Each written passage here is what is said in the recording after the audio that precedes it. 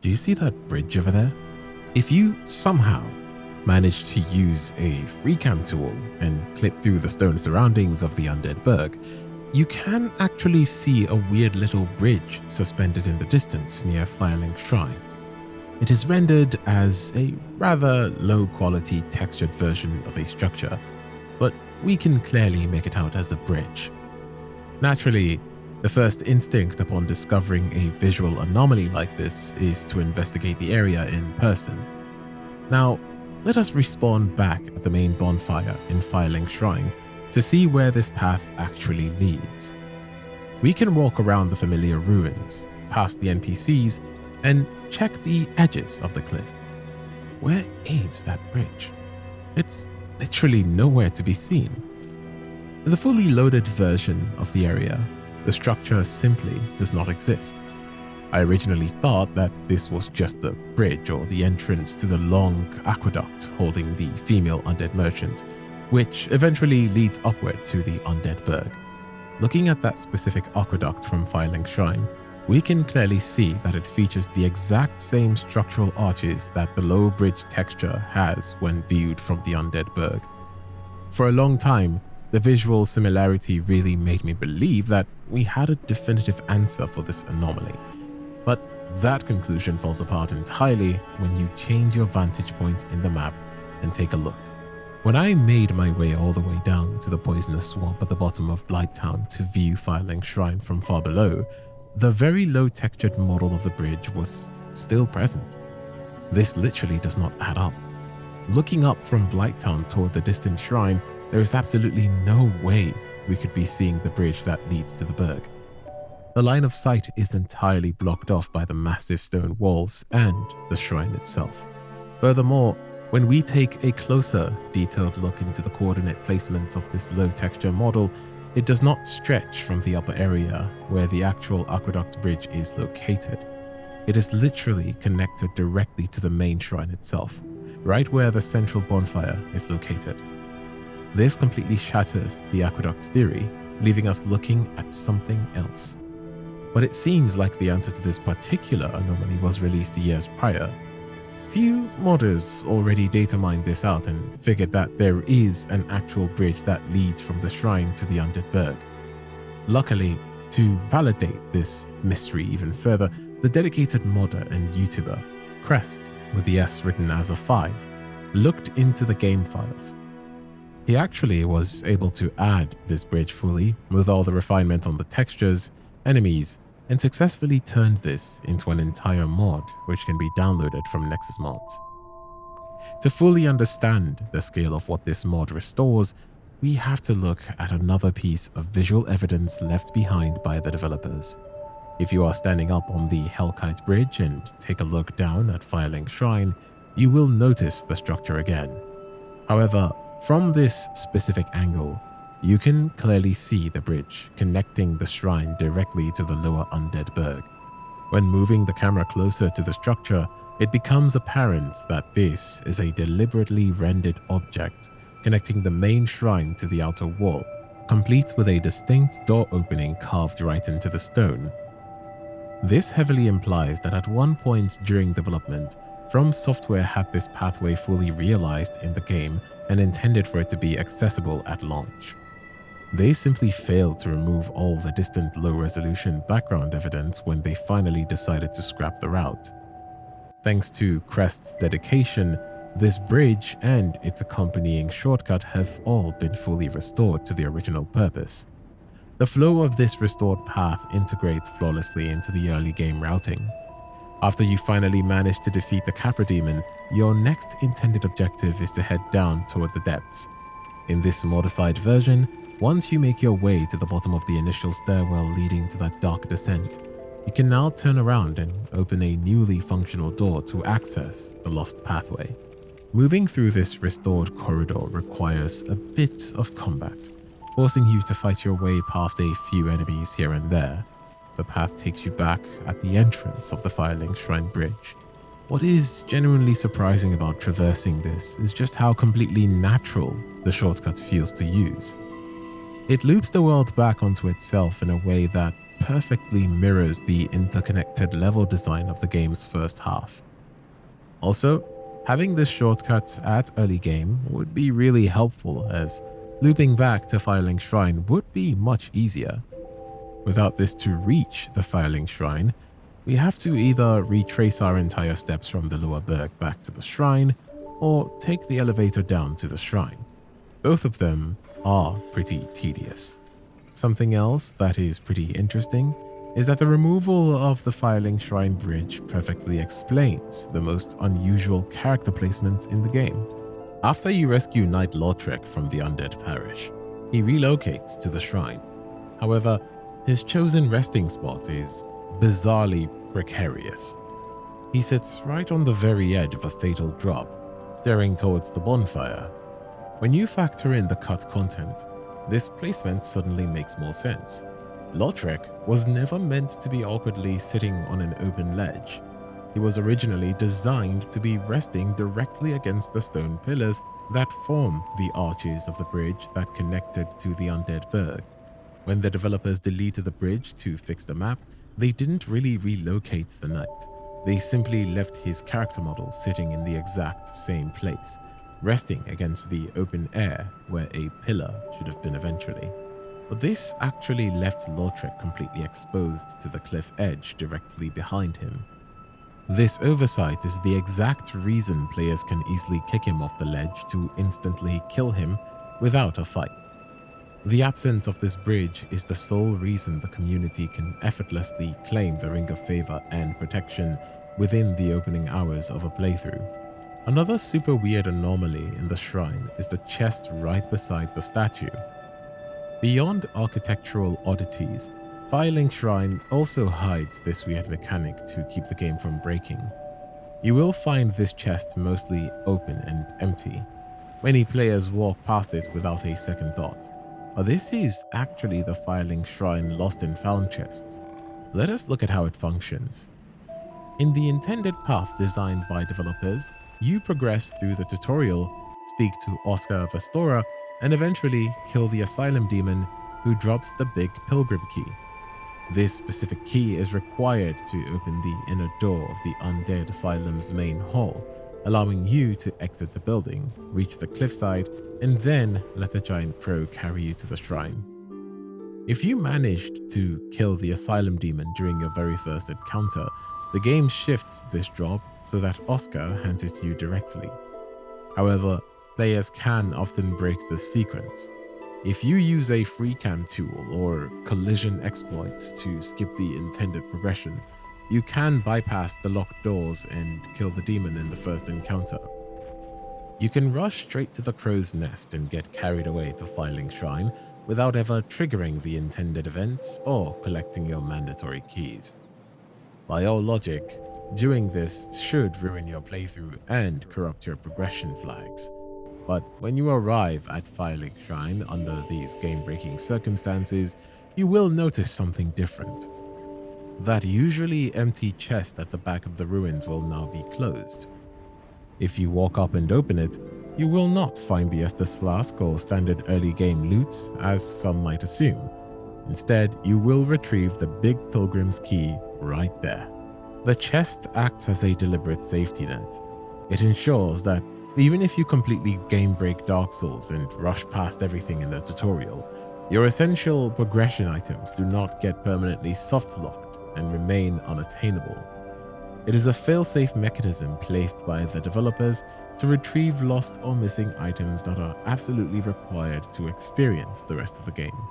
But it does have very strict limitations. As the introduction to this specific topic suggests, this lost and found system does not always work exactly as players might assume. It is definitely not a universal safety net for every dropped or misplaced item in the game. If you accidentally drop a rare boss weapon, lose a stack of valuable Titanite upgrade materials, or fail to pick up a standard piece of armor before dying, returning to Firelink Shrine will not help you. The chest will remain completely empty in those scenarios.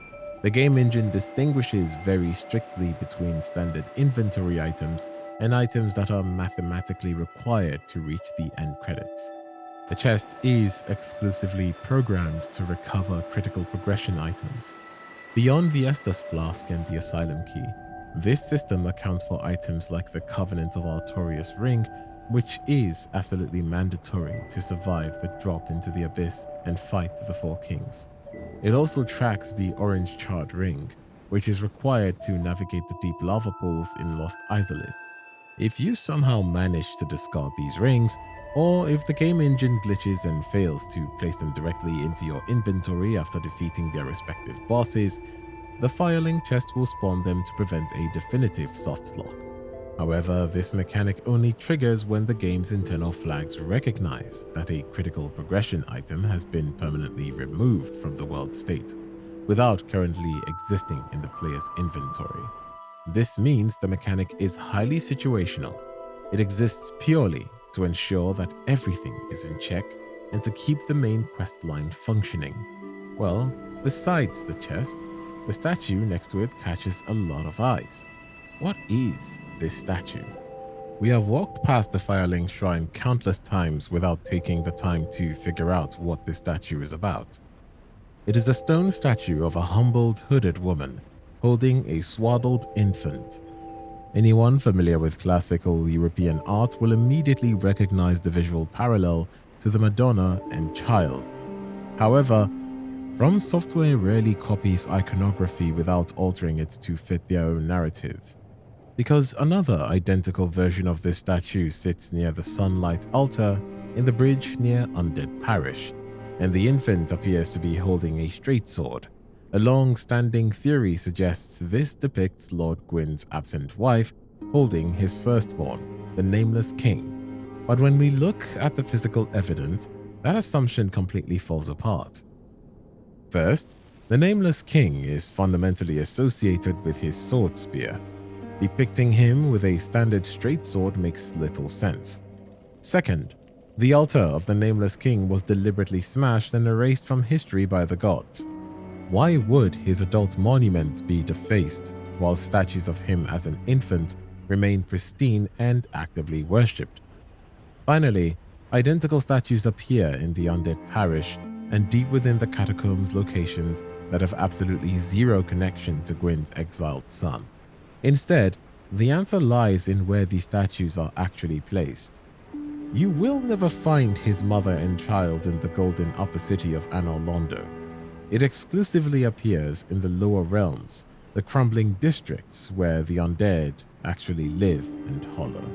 If we step back and mentally reconstruct the geography of Firelink Shrine, it becomes clear that this is not just a campsite for heroes and travelers, but it also appears to be a site of worship, at least partially. We can verify this through the environment, as a graveyard sits immediately adjacent to it. An elevator shaft connects it directly to the Undead Parish above, and when Rhea of Thoroland arrives with her clerics, she instinctively kneels to pray in the center of these specific ruins. Firelink was built as a place of holy worship. Furthermore, the Undead Burg, Firelink, and the surrounding aqueducts are not isolated settlements. They are the immediate outskirts of Anor Londo, the massive walled city seen in the opening cinematic. Under the absolute theocracy of the gods, the only permitted worship in these outer walls would naturally be directed toward Gwyn's own clan. However, there is one small alternative theory regarding the Nameless King that deserves a mention. If the statue does appear to be the firstborn, it offers a brilliant explanation for why Firelink Shrine is currently in ruins. When the firstborn committed his ultimate transgression and allied with the ancient dragons, Gwyn stripped his name from the annals of history and ordered his statues smashed. Under this specific scenario, this chapel, heavily associated with the firstborn's infancy, was deliberately abandoned and left to rot in the aftermath of the Nameless King's exile. We discussed the possibility of the child being Gwyn's firstborn earlier, but what if the infant is literally another member of his bloodline? Gwyn had 3 official children: the Nameless King, Guinevere, and Gwyndolin. The lore also indicates that he fathered numerous illegitimate children. The mother in the statue could easily depict Gwyn's wife holding any one of these other divine heirs. This introduces a new problem when we look at the undead parish versions of the statue. That specific infant is holding a sword. If we analyze Gwyn's lineage, the only child who fits the pure warrior archetype is the Nameless King. But as we already established, the firstborn wields a sword spear, not a standard straight sword, effectively busting that theory. We might just also be on a wild goose chase trying to link the infant to his descendants. Instead, the child could very well be Gwyn himself. If we consider that Allfather Lloyd was a central figure of worship in the early days of the Empire, depicting the birth of the Lord of Sunlight would perfectly align with the core dogma of the Way of White. Depicting the supreme deity as an infant would serve as a powerful religious symbol for the cleric stationed in these outer chapels, grounding his divine authority right from his birth. On top of that, we must look at the real-world artistic inspiration behind this monument.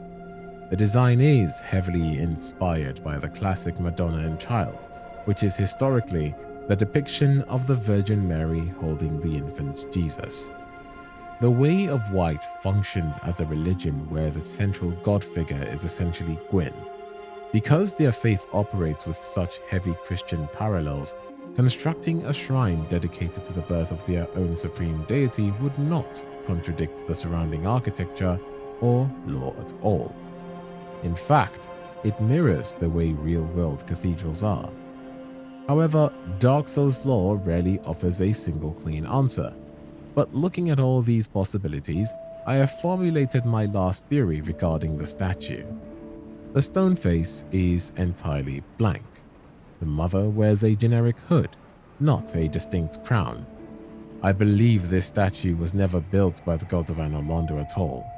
It is a pagan idol belonging to the early races of men, predating the current dominant religion. When Gwyn and the Way of White expanded their empire, they did not destroy the local religions of the lower cities. They co-opted them. The gods left the statue blank because it functions as an ideological mirror. To the clerics of the Way of White, it represents Gwyn's holy lineage. To the underground occultists of Karim, it represents Velka and her exiled child. To the desperate, hollowing undead, it represents a savior who will end their curse. The gods allow all these interpretations to exist simultaneously, because the end result is exactly the same. No matter which version of the mother and child a warrior prays to, their faith ultimately drives them forward, guiding them both directly into the kiln of the first flame. Beside the deep lore and religious implications, this statue was also designed with some practicality in mind. If we examine the early concept art and development files, this monument was originally intended to act as a doorway rather than just a generic statue. At a specific point in the story, most likely after the player returns with the Lord Vessel, the blacksmith Andre was meant to physically push the statue aside. Sliding this would reveal an underground pathway, granting the player direct access to the Firelink altar below.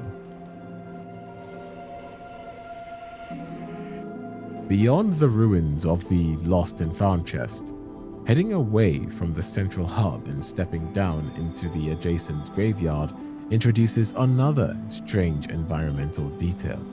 If you navigate past the skeletons near the back of the burial ground, you can pick up the caduceus round shield. At first glance, it looks like a standard early game shield, but reading its item description reveals a very specific piece of information. The text clearly states, "The giant trees in Lordran are distant offspring of the great stone arch trees. This shield inherits their properties." When the game explicitly draws your attention to the giant trees of Lordran, it naturally prompts you to look at your immediate surroundings. If you pan your camera up while standing near the shrine, you will notice a massive tree positioned directly above the main ruins. The placement of it heavily implies that the caduceus round shield might have been carved directly from the wood of this very tree. But there is something very unusual about how this tree is placed. It is not growing outright out of the dirt. Instead, the enormous trunk is literally jutting out horizontally from the middle of a sheer stone wall. It is an extremely odd design choice. The developers had complete control over the terrain and could have easily planted a standard vertical spanning tree anywhere around the bonfire. Yet, they went out of their way to model the tree this way. Speaking of these giant trees, this shield's description points towards something even larger. If you walk to the edge of the cliff near the graveyard and look out into the distance, you will spot another massive tree. That distant tree is actually the Great Hollow. Seeing it fully rendered from the vantage point of Firelink Shrine is something most players simply never expect. It gives a genuine sense of the game's scale. Firelink Shrine is full of oddities and bizarre mysteries, but those strange sights are only the beginning, because even more anomalies are scattered across Lordran. So, take a step back as we explore the weirdest spots across the entirety of Dark Souls.